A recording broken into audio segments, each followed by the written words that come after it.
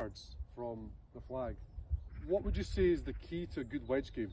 I think the couple of keys to good wedge play is controlling the trajectory, controlling the speed the ball comes off the face, and then being able to control the distance. So a lot of people from this distance, they might have 100 yards to the green, they'll try and max out their lob wedge, they don't have the setness of strike every single time, so the flight changes. So I would always go less loft, try and flight it down slightly, and just really control the strike. So instead of using 58 from here, I would try and maybe take 54, dip down the club, almost create a dead arm feeling where you swing straight back, nice and straight with the arms, and really rotate the chest forward. Just learning how the release controls the flight of the shot. If I want to hit it higher, I'm going to feel like the face stays more open. If I want to hit it lower, the hands just get past my left pocket. So it's visualising the trajectory of the shot depending on where the flag is. So if the pin's at the back of the green, I might land at middle of the green, flight it in a bit lower. I might use a 50, but if the pin is right at the front of the green here, if I land it short, I'm going to land it in an upslope, the ball's going to finish short of the green. Do you ever, when you teach people, do you ever find them they go short right and they just open in face and they hit it off the toe and it just so how would you stop that sort of shot in terms of just that one that kind of digs in and it just, is there a way you would stop that sort of shot? I think a lot of people in general, they're not necessarily too steep, they just don't know how to take the body motion through impact. You see a lot of people when they're pitching, the left shoulder's going to go down, chest stays down, there's no extension of the chest and left shoulder up towards the sky, or the left shoulder doesn't work up and back, the chest doesn't extend. So what happens from there, the grip end, the club works low and left, and that we create big word in golf compression. It's like one of those hot topics, but nobody understands what it actually controls. We don't want any compression with our pitch shots. We want to try and feel like we're almost sweeping it? Sweeping it slightly, depending on the lie. I mean, Scotland, it gets quite soft. We don't want to be too steep, the leading edge will dig, contact behind the face. So the key thing with this is nice light grip pressure. We want to feel where my left shoulder is at address with the height that it sets up at. Through impact, my left shoulder is going to feel like it works up higher, chest then starts to extend. Just learn how to control the trajectory. That's a great point. Shot. I think I like the idea of you can almost start at impact and just sort of preempt that little pull of almost brushing the grass, and it gets you the feeling of going up this way. And I think that's exactly what you're talking about, is that shoulder going up.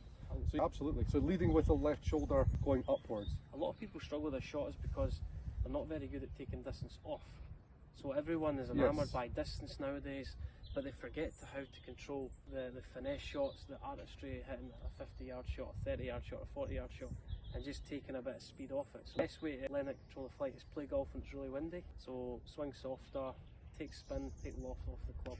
But from here, I'm just trying to take more club, grip down it, and swing more of a dead arm feeling. So nice straight arms on the way back. I'm not, because I know I've got enough club to get the ball to the green. I just need to manipulate to take a bit of distance off. Do you feel people like hinge too? They also do like a hinge and then they dig in as well. You're talking about straight arms, dead arms. Is that a key, I think a key lot of movement? people will hinge it up quite quickly. This gets really narrow, and then they release it too early. So it's just keeping the same width on the way back, nice and wide.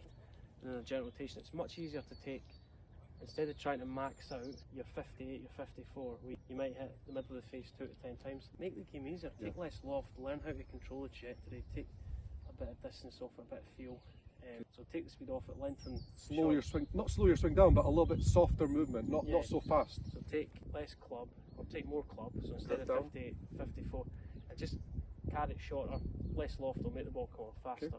So then you can just manipulate the strike. If I want to hit higher, I just keep the face open. If I want to hit lower, so let's try and play just a standard. Let's just play a standard one. So what loft are you going to choose for this type of shot? 54, throw it to the side. So guys, ditch the 54, leave it in the middle of the fairway.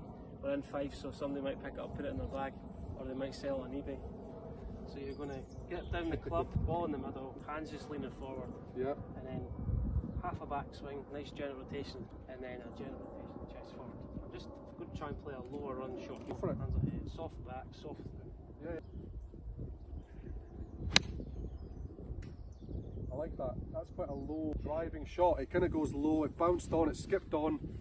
It's one of these ones that you want to just make sure you're controlling with your chest, as you say. Slightly less of more of a clip. Need a bit more speed this time. Need to have a breakfast this morning. That was a great strike there. That was really good. So you got a bit more speed with the chest, would you say? Great shot. Oh, look at that. So what was the difference between those two shots? That's quite a good example there. What would you say changed between those two?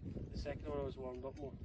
That's a good start. Second one, just committed to it more, took a bit more long, hands were more ahead. I used the chest, I tried to feel the chest rotate a bit more. Bit more speed maybe with the chest? And the arms finished a little bit higher on the way through. That was great. That I was don't really think too much into golf, I just react by feel.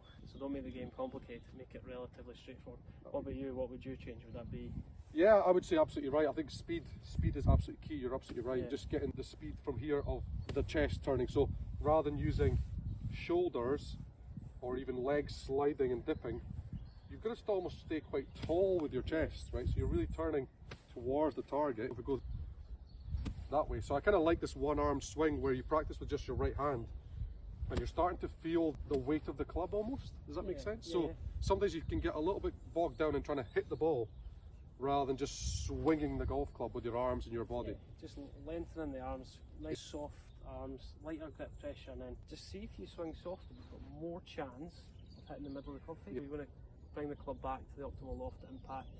The ball's going to launch at the same window every single time. And the other thing is, people always want more spin, but you know yourself, we want, as pros, we always want less spin, don't we? People always try, oh, I want to get backspin. Actually, if you hit the ball too hard, you're going to just float it up, especially in the wind, it'll just go nowhere. Combination stuff. Hit shot. Keep the grooves clean. Hit shot, let's see it. We better replace these divots before we get in trouble by the gamekeeper. So just focusing on that. As you say, straighter arms and rotate through with the chest.